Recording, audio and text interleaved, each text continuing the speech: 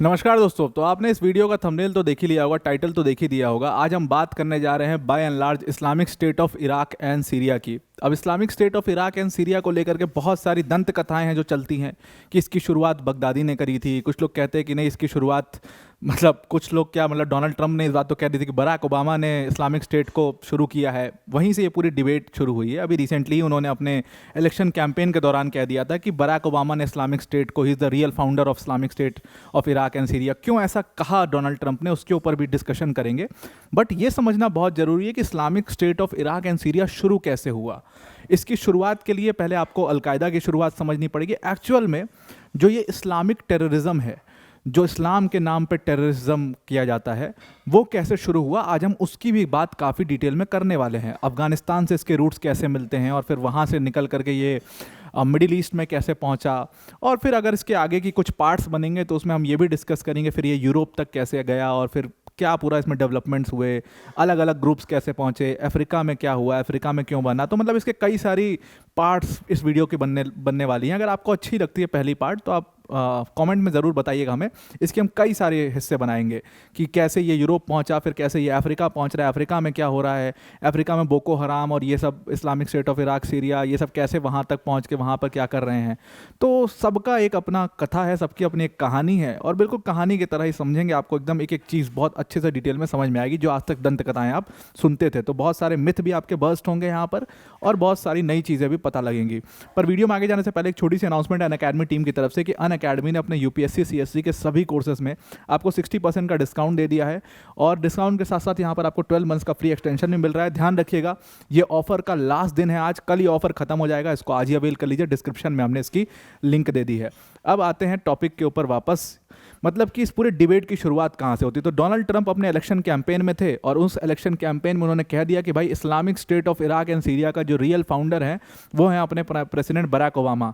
अब बहुत हल्ला होने लगा इस चीज़ के ऊपर कि भाई बराक ओबामा जो कि यूएस के प्रेसिडेंट थे, आप उनको Islamic State of Iraq and Syria का फाउंडर कैसे कह सकते हो, इतना बड़ा इल्ज़ाम उनके ऊपर कैसे लगा सकते हो। फिर ट्रंप ने उस चीज़ को समझाया कि भाई मेरा एक्चुअल फाउंडर का था, कि मेरे कहने का मतलब ये था कि बराक ओबामा की वजह से Islamic State of Iraq and Syria powerful हो पाया। अब यहीं से समझना बहुत ज़रूरी हो जाता है कि बराक ओबामा को क्यों दोषी ठहरा रहे हैं डोनाल्ड ट्रंप, उनका क्या रोल था Islamic State of Iraq and Syria में, और ये Islamic State of Iraq and Syria powerful बना कैसे, ये ISIS जो आज हम नाम जानते हैं वो इतना बड़ा नाम बन कैसे पाया, इसको पनपने कैसे दिया गया, इतना बड़ा ये हुआ क्यों। चलो अलकायदा का समझ आता है, पर ISIS का कैसे हो पाया, क्योंकि ये तो बहुत बाद में आया, 2000 के उत्तरार्ध आया ये, तो फिर ये इतना बड़ा कैसे बन पाया, तो उसको समझना बहुत ज़रूरी है। कुछ लोगों को ऐसा लगता है कि Islamic State of Iraq and Syria साल 2011, 12, 13 में शुरू हुआ, बट ऐसा नहीं है। साल 2003, 4, 5 तक में कह सकते हो आप कि इस्लामिक स्टेट या उसकी आइडियोलॉजी आ चुकी थी। वो आपको नाम जो दिख रहा है ऑफिशियली वो काफ़ी लेट आया, लेकिन वो बन चुका था ऑलरेडी। तो उसको समझते हैं डिटेल में, शुरुआत कैसे होती है। इसकी पूरी शुरुआत समझने के लिए आपको थोड़ा सा अफगानिस्तान का पॉलिटिक्स भी थोड़ा समझना पड़ेगा। देखो अफगानिस्तान में सोवियत यूनियन क्यों एंटर करता है, आपको वहाँ पता है कि वो लेफ्ट और कंजर्वेटिव्स का झगड़ा था। लेफ्ट की सरकार थी अफगानिस्तान में, जो प्रेसिडेंट थे वो पूरे लेफ्ट लीनिंग प्रेसिडेंट थे जो पूरा सोवियत यूनियन के अंडर में थे। सोवियत यूनियन उनको सारी पावर दे रहा था, सब हेल्प कर रहा था। फिर क्या हुआ कि अफगानिस्तान क्योंकि एक इस्लामिक कंट्री थी तो वहाँ पर लेफ्ट की आइडियोलॉजी बहुत ज़्यादा चल नहीं पाई। लेफ्ट एक लिबरल टाइप के लोग हैं, खुले विचारों के, और लेडीज़ के पास राइट्स हैं, फीमेल राइट्स हैं, सब कुछ है दुनिया भर का, लेकिन इस्लाम में ऐसा नहीं है। ठीक है, दे आर हाईली कंजर्वेटिव। तो वहाँ पर कंजर्वेटिव्स का एक ग्रुप खड़ा होता है, खुद प्रेसिडेंट के भाई उसमें खड़े होते हैं। कंजर्वेटिव्स का एक अपना ग्रुप खड़ा होता है जो कि सरकार के खिलाफ आवाज़ उठानी शुरू करता है और धीरे धीरे लोगों को फॉर्म करता है और सरकार के खिलाफ एक रिवोल्ट सा छेड़ देते हैं। जब सोवियत यूनियन को ये 100% कन्विक्शन हो गया इस चीज़ पर कि अब जो लेफ्ट की सरकार है अफगानिस्तान के अंदर में वो टिक नहीं पाएगी और ज़्यादा, तो सोवियत यूनियन ने ऑफिशियली अपने ट्रूप्स को उतार दिया अफगानिस्तान के अंदर में। और कहा जाता है, जो एक्सपर्ट्स का मानना है, कि सोवियत यूनियन की एक बहुत बड़ी भूल थी जो उन्होंने अफगानिस्तान के अंदर में की। अगर वो इतनी बड़ी भूल नहीं करते तो शायद जो इस्लामिक टेररिज्म का रूप आज आप देख रहे हो ये इतना बड़ा कभी नहीं बन पाता, ये इतना बाहर कभी नहीं आ पाता। खैर समझते हैं। तो सोवियत यूनियन ने फाइनली अपनी ट्रूप्स को उतार दिया अफगानिस्तान के अंदर में, और जब इन ट्रूप्स को उतारा गया अफगानिस्तान में, सोवियत ट्रूप्स को, तो जो इनसे लड़ने जो कंजर्वेटिव्स खड़े हुए, क्योंकि उनको पता था कि अगर सोवियत यूनियन जीत जाएगा फिर यहाँ पर लेफ्ट की सरकार आएगी, तो जो लोग लड़ना शुरू किए उनसे कंजर्वेटिव्स थे, उन्होंने खुद को मुजाहिदीन बोला। मुजाहिदीन कोई ग्रुप नहीं है, मुजाहिदीन हर वो इंसान, हर वो वो व्यक्ति जो कि उस समय सोवियत यूनियन से झगड़ा कर रहा था, सोवियत यूनियन से लड़ रहा था, हथियारों के दम पे लड़ रहा था सोवियत यूनियन से, वो उन्होंने खुद को मुजाहिदीन बोला। मुजाहिदीन का अगर आप वर्ड निकालोगे तो बेस वर्ड है मुजाहिद। मुजाहिद वो व्यक्ति जो जिहाद करे उसको कहते हैं मुजाहिद। और मुजाहिद का अरेबिक वर्ड है स्ट्रगलर या स्ट्राइवर, मतलब हिंदी अरेबिक वर्ड है ये एक्चुअल में, इसका इंग्लिश में मीनिंग होता है स्ट्रगलर, जो स्ट्रगल कर रहा है अपने जिहाद के लिए, तो वो मुजाहिद है। मुजाहिदीन एक पूरा फॉर्म हुआ, छोटे छोटे इनके ग्रुप्स फॉर्म हुए। कोई ऑफिशियल नेम नहीं था ग्रुप्स का, ये अपने कबीले थे, कबीले के एक मतलब सरदार होता था और वो अपने कुछ लड़ाकों को लेकर के घोड़ों पर दिखाया, जो आप कई सारी मूवीज़ में देखा होगा, वो लड़ रहा है सोवियत यूनियन से। फाइनली सोवियत यूनियन 10 साल तक लड़ता रहा और जब उनको फाइनली समझ में आ गया कि यहाँ कुछ नहीं हो सकता, यहाँ पर मतलब लिटरली वो एक डेजर्ट है यहाँ पे, मतलब जो कहते हैं ना कि इट्स अ डेजर्ट अफगानिस्तान, उसको जीत के भी आप हार सकते हो, आप उसको जीत भी लोगे तब भी हार जाओगे आप, और हार के भी वहाँ पर जीत सकते हो आप, ऐसा अफगानिस्तान को लेकर के कहा जाता है। तो लिटरली वहाँ कुछ नहीं मिलेगा, मतलब कहने का मतलब यहाँ हासिल कुछ नहीं होगा। ये बात सोवियत यूनियन के समझ में आ चुकी थी 88 में, और फाइनली उन्होंने डिसाइड किया कि अब हमें अफगानिस्तान से बाहर निकलना है, यहाँ पर रह करके कोई फ़ायदा नहीं है, और सोवियत यूनियन 88 में वहाँ से बाहर निकलती है। यही दौरान था, यही पीरियड था सोवियत यूनियन का वहाँ से बाहर निकलने का, जब AK-47 एक्चुअल कलाशनिकोव जो है वो रशियन वेपन है, जो AK-47 का आतंकवादियों तक पहुंचाना, कहते हैं ना कि कैसे हर आतंकवादी के पास AK-47 है, वो यहीं से हुआ। जब सोवियत यूनियन गया तो सोवियत यूनियन ने बहुत सारे अपने हथियार अफगानिस्तान में छोड़ दिए, उनके बहुत सारे लोगों को मार करके जो हथियार लिए थे वो अफगानिस्तान में आ गए थे। और इस समय ये पीरियड था कि जब सबके पास कलाशनिकोव आ चुकी थी, सारे आतंकवादियों के पास AK-47 थी और वो उसको खुलेआम यूज़ करते थे। 88 में जब ये निकले हैं सोवियत यूनियन वाले, तब फाइनली उस समय पर जितने बड़े बड़े मुजाहिद से जिन्होंने काफ़ी पैसा लगाया था, मुजाहिद भी कई तरीके के थे। एक जो फाइनेंशियल मुजाहिद, जो फाइनेंशियली हेल्प कर रहे थे, हथियारों तक पहुंचाने में, हथियार लाने में, स्मगलिंग में, हर चीज़ में हेल्प कर रहे थे, वो थे फाइनेंशियल जो काफ़ी स्ट्रांग लोग थे, जिसमें ओसामा बिन लादेन एक व्यक्ति था जो फाइनेंशियली बहुत स्ट्रांग फैमिली से आता था। और ओसामा की फैमिली आपको पता है, they're the big architect family of Saudi Arabia, तो वो उस फैमिली से आता था। तो ओसामा बिन लादेन जो है वो उसने काफ़ी पैसा इसमें लगाया था। वो कोई फाइटर नहीं था, वो कोई भी फाइटर नहीं था, ये मैंने बहुत जगह और बहुत जगह मल्टीपल किताबों में पढ़ा कि वो कोई फाइटर नहीं था। मुजाहिदीन के साथ वो फाइटिंग नहीं कर रहा था उनके साथ फ्रंट लाइन पर, वो सिर्फ और सिर्फ पीछे से फाइनेंशियल सपोर्ट दे रहा था, पूरा पैसा लगा रहा था। तो ओसामा बिन लादेन का बड़ा नाम था। मुल्ला उमर का नाम सुना होगा आपने, जिसने तालिबान शुरू करी बाद में, ये मुल्ला उमर का उस टाइम पर बड़ा नाम था। ये सब मुजाहिद थे, ठीक है, जो लड़ाई करे, जिन्होंने सोवियत यूनियन से लड़ाई लड़ी और बाद में फिर ये US से लड़े। तो वो भी था मुल्ला उमर जिसने तालिबान की शुरुआत करी। ये सब थे उस समय जिनका बहुत नाम था। कुछ लोगों का फ्रंट लाइन में नाम था लड़ने को लेकर के, और कुछ लोगों का फाइनेंशियल सपोर्ट को लेकर के नाम था। फिर इन्होंने अपनी अपनी ऑर्गेनाइजेशंस बनाई, अपने अपने छोटे छोटे ग्रुप्स बनाए। जैसे तालिबान बनता है 1994-95 के दौरान, मुल्ला उमर तालिबान बनाता है। तालिबान भी एक अरेबिक वर्ड से निकला हुआ है, तालिब। तालिब मतलब स्कॉलर, मतलब स्टूडेंट्स, उनका ग्रुप को तालिबान कहा गया। जो इस्लामिक स्टूडेंट थे उनके ग्रुप को तालिबान कहा गया। वो तालिबान जिन्होंने US के खिलाफ बाय एंड लार्ज लड़ाई लड़ी, फिर मुजाहिदीन से भी लड़ाई लड़ी कई सारे छोटे छोटे ग्रुप्स से। और उसके बाद अलकायदा के फॉर्मेशन एक्चुअल में 1989 में होता है। 1989 में ऑफिशियली कहा जाता है कि अलकायदा को ओसामा बिन लादेन ने और कई और सारे बड़े मुजाहिद जो उस समय के थे, जिनका बहुत सारे नाम है, अब क्या नाम लें, उन सबों ने मिल करके अलकायदा का फॉर्मेशन किया। तो एक्चुअल में जो अलकायदा फॉर्म हुआ वो अफगानिस्तान के अंदर में फॉर्म हुआ था। बहुत लोग कहते हैं पाकिस्तान में बना, बहुत लोग अलग अलग देशों का नाम बनाते हैं, पर एक्चुअल में अलकायदा ना सऊदी अरेबिया में बना ना पाकिस्तान में बना, वो एक्चुअल में अफगानिस्तान में बना था। और उसको शुरू करने वाला ही ओसामा बिन लादेन था। उसके बाद फिर होता क्या है कि अफगानिस्तान की पॉलिटिक्स बहुत चेंज हो जाती है, सिचुएशन बहुत चेंज हो जाती है। वहाँ पर अब ना सोवियत यूनियन है ना US उस समय तक है ऑफिशियली, कोई US का मतलब ही नहीं था। तो बाकी जितने ये छोटे छोटे मुजाहिदीन के ग्रुप थे, अब इनके पास हथियार भी हैं, इनके पास पावर भी है, इनके पास लड़ाके भी हैं। अब वहाँ पर कहते हैं ना कि घंटी बज गया अफगानिस्तान का, तो बस वही अफगानिस्तान का घंटी बज चुका था इस टाइम तक। सबके पास अपनी टेरिटरी थी, उस टेरिटरी को होल्ड करने के लिए झगड़ा था, और ये झगड़ा मुजाहिदीन के ग्रुप्स के बीच में होने लगा। और वहीं से वायलेंस जो है काफ़ी प्रिवेलेंट हो गया अफगानिस्तान के अंदर में, हथियार, वायलेंस, ये सब बहुत प्रिवेलेंट हो गया। और इसी को कहा जाता है कि this was the official start of Islamic terrorism. This was the official start of Islamic terrorism in this era. तो यहाँ से फिर छोटे छोटे जो ये ग्रुप्स हैं, फिर आगे चल करके इन्होंने क्या क्या किया तो सब पता ही है आपको। तो यहाँ से एक्चुअल में अलकायदा की शुरुआत हुई। और बाद में आपको पता है कि उसके बाद हम डायरेक्टली जंप करते हैं 9/11 के घटना के बाद। 9/11 का घटना एक बहुत बड़ी घटना थी, जहाँ पर जो पहली बार ये टेररिज्म मतलब बाहर निकला अफगानिस्तान के और यूएस पर ये अटैक हुआ 9/11 में। और यूएस पर जो ये 9/11 में अटैक हुआ उसके बाद फाइनली यूएस ने डिसाइड किया कि हम अब ऑफिशियली एंटर करेंगे अफगानिस्तान के अंडर में, अफगानिस्तान की टेरिटरी पर, और यूएस ट्रूप्स अफगानिस्तान की टेरिटरी पर आती हैं। और फिर झगड़ा लड़ाई जो पूरा तालिबान से शुरू होता है वो आपने देखा, उसमें अलकायदा का भी रोल था, तालिबान का भी रोल था। अभी तक अलकायदा सिर्फ अफगानिस्तान तक सीमित था, लेकिन ये पीरियड जो था, इस पीरियड में उनको एक और मौका मिलता है अपनी लड़ाई को अफगानिस्तान के बाहर ले जाने का, और ये पीरियड था 2003 सद्दाम हुसैन का। यहाँ पर सद्दाम हुसैन की फ़ोटो लगी है और वो इसीलिए लगी है क्योंकि माना जाता है कि इस व्यक्ति को लेकर के जो अलकायदा है वो मतलब अफगानिस्तान से बाहर निकलता है और उसको एक मौका मिल पाता है मिडिल ईस्ट में अपनी पावर बनाने का। देखिए मिडिल ईस्ट में वैसे भी by and large Sunni countries जो थी वो स्ट्रांग थी, मतलब Saudi Arabia is a Sunni country, और वो मतलब एक तरीके से मिडिल ईस्ट का लीडर था, पैसा है, ऑयल है, सब कुछ है। तो लड़ाई कोई ऐसा सुन्नी शिया की थी नहीं मिडिल ईस्ट में। ईरान है, it's a Shia country, but Iran को कभी ज़रूरत नहीं पड़ी, Iran also was very strong, उसको कभी ज़रूरत नहीं पड़ी सऊदी अरेबिया से लड़ने की, सऊदी अरेबिया को भी ज़रूरत नहीं ईरान से लड़ने की। लेकिन ये झगड़ा जो है वो सद्दाम हुसैन की वजह से बहुत ज़्यादा माना जाता है। सद्दाम हुसैन एक सुन्नी मुस्लिम थे और ये इराक के लीडर थे उस समय, आपको पता ही है। जब ये इराक के लीडर थे सद्दाम हुसैन, तो इराक जो है उस टाइम पर एक शिया बाहुल्य कंट्री हुआ करती थी, लेकिन फिर भी इराक के लीडर एक सुन्नी थे, इससे भी लोगों को कोई दिक्कत नहीं थी। और सद्दाम हुसैन भी काफ़ी लिबरल माना गया है। सद्दाम हुसैन कभी आपको वैसे कपड़ों में नहीं दिखेगा, कभी वैसी बातें करते हुए, बिल्कुल कोट पैंट में हमेशा।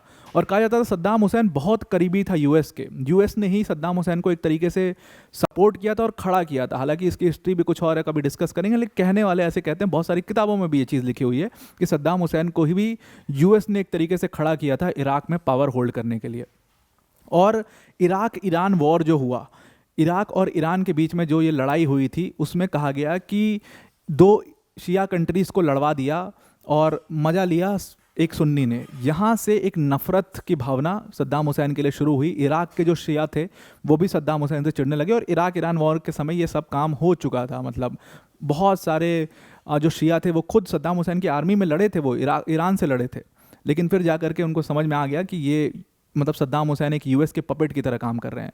और फिर सद्दाम हुसैन को भी कुछ धोखा मिला था उस समय पर, उसका एक स्कैंडल हुआ था, उस पर नहीं जाते हैं अभी फ़िलहाल, काफ़ी लंबा वीडियो हो जाएगी।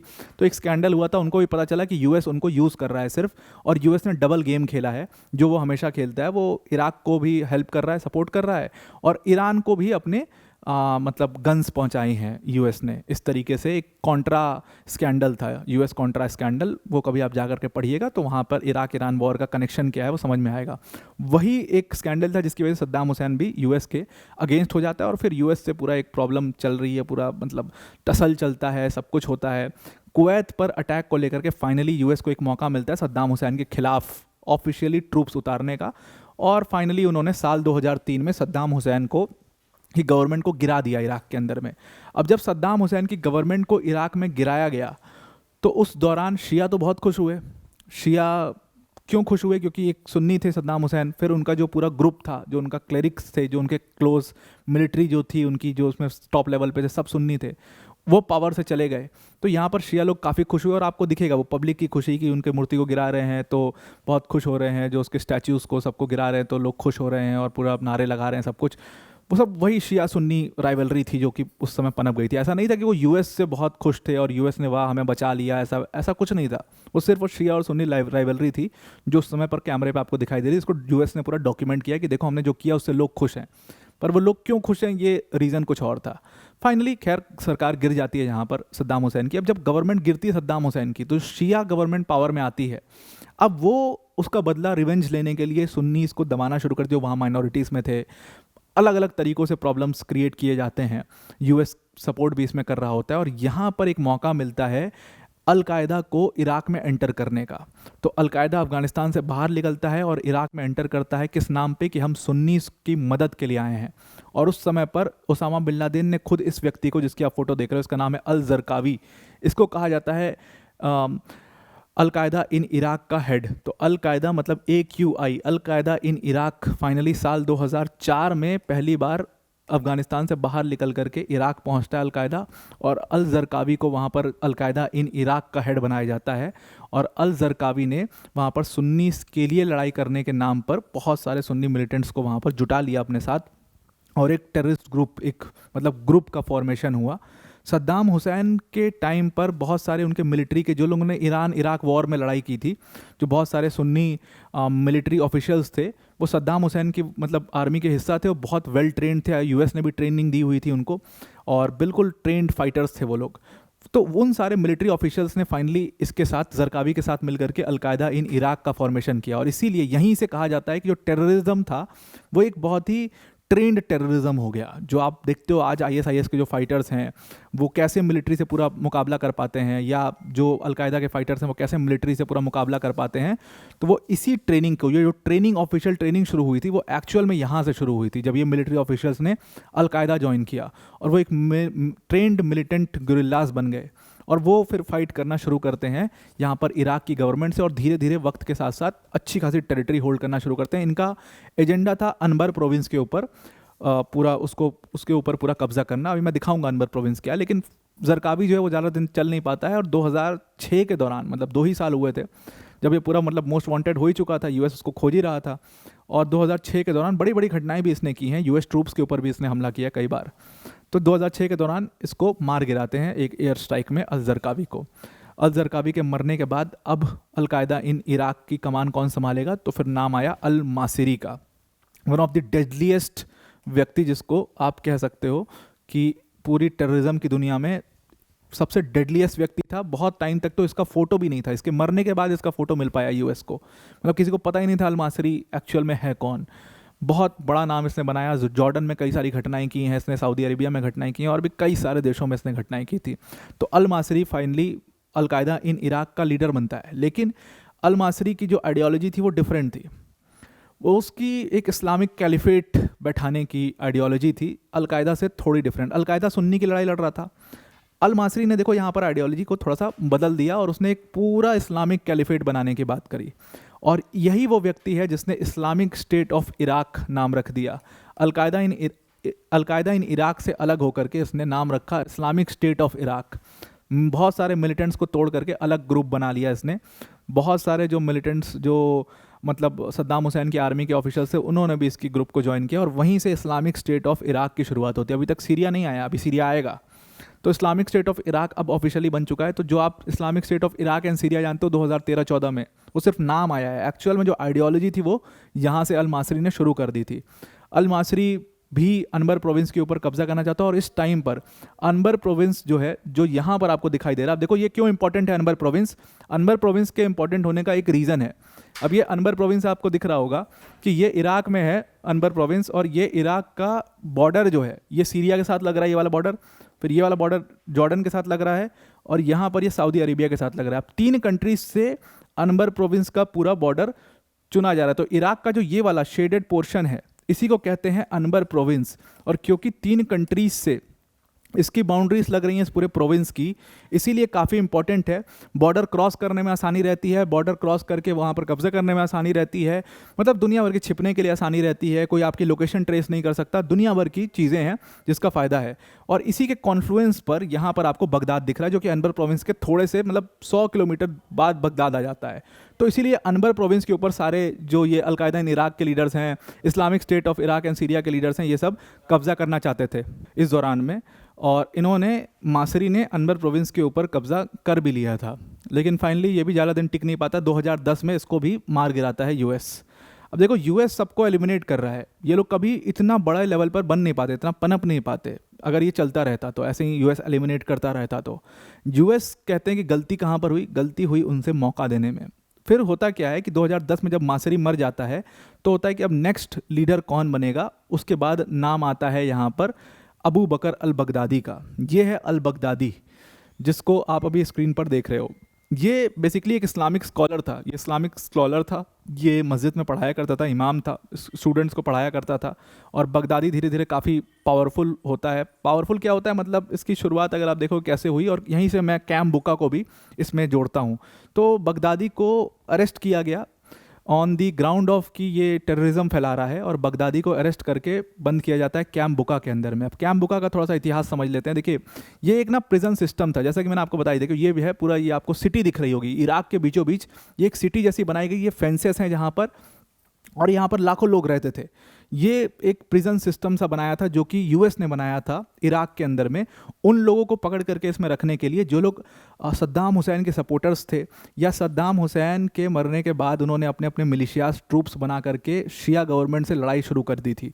तो जिसके ऊपर भी शक होता था, और इसमें बहुत सारे ऐसे भी लोग जिनका कोई लेना देना नहीं होता था, उनको पकड़ करके, उनकी पूरी फैमिलीज़ को पकड़ करके इस कैंप बुका में बंद कर दिया जाता था। तो ये कैंप बुका का पूरा, और इसीलिए कहा जाता है कि बड़े बड़े जो आतंकवादी आए हैं आज की डेट में, वो कैंप बुका से ही आए हैं। कैंप बुका एक उसका गढ़ बन गया, आतंकवाद का गढ़ बन गया धीरे धीरे।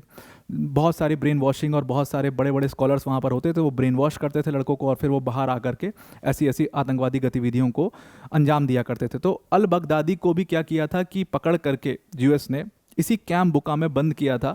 और ये पहले एक रिलीजियस स्कॉलर था, इसका कोई मतलब ऐसी पॉलिटिकल लीनिंग या कोई ऐसा मतलब ऐसी लीनिंग नहीं थी आतंकवाद के तरफ।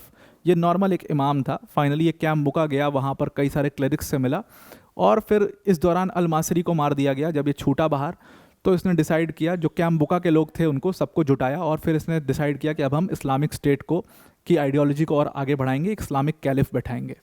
और फिर यहाँ से 2011 में बड़ी घटना ये होती है उसी दौरान। अभी ये सब फॉर्म ही हुआ है इस्लामिक स्टेट ऑफ इराक, जिसको अब बगदादी ने कहा कि अब इसको मैं चलाऊंगा। Islamic State of Iraq and Syria बस फॉर्म ही हो रहा है, फॉर्म होने ही वाला है।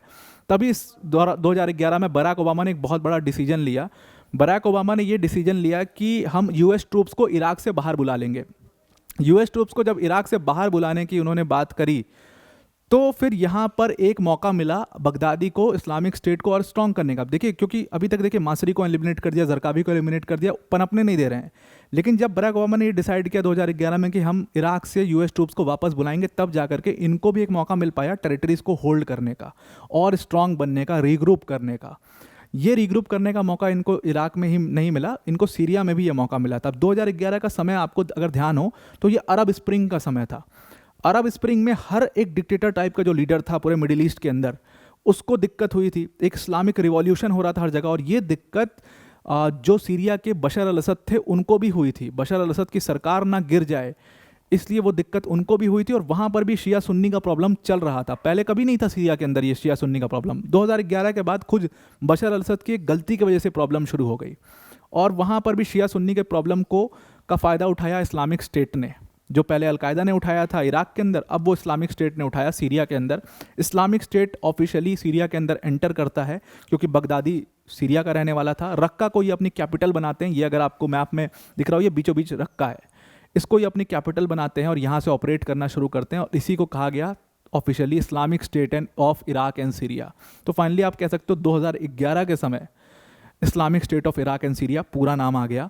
और धीरे धीरे फिर इन्होंने साल 2014 आते आते मोसुल के ऊपर कब्जा कर लिया, और फाइनली 2014 में इन्होंने एक इस्लामिक कैलिफेट का यहाँ पर गठन कर दिया, और ये कह दिया कि अब ये पूरा एक इस्लामिक कैलिफेट है और ये Islamic State of Iraq and Syria के अंदर में चलेगा। और ख़ुद को बगदादी ने ये मतलब दर्जा दे दिया। बगदादी की यहाँ पर पैरेलली लड़ाई अलकायदा वालों से भी चल रही है, क्योंकि अलकायदा के लिए ये लोग बहुत बड़े थ्रेट बन चुके थे। अलकायदा का अल जवाहिरी जो था, वो इसी दौरान अल जवाहिरी अलकायदा का हेड है और इस्लामिक स्टेट का हेड है बगदादी, और ये लोग आपस में भी लड़ रहे हैं। इनका आपस में भी काफ़ी मतलब राइवलरी है, क्योंकि उन लोग को ये लोग थ्रेट लगते थे, इन लोग को वो लोग थ्रेट लगते थे। अब इस दौरान और भी छोटे छोटे ग्रुप्स हैं, जो कि जैसे कुर्द ग्रुप हैं, वो कुर्दिस्तान बनाना चाहते हैं।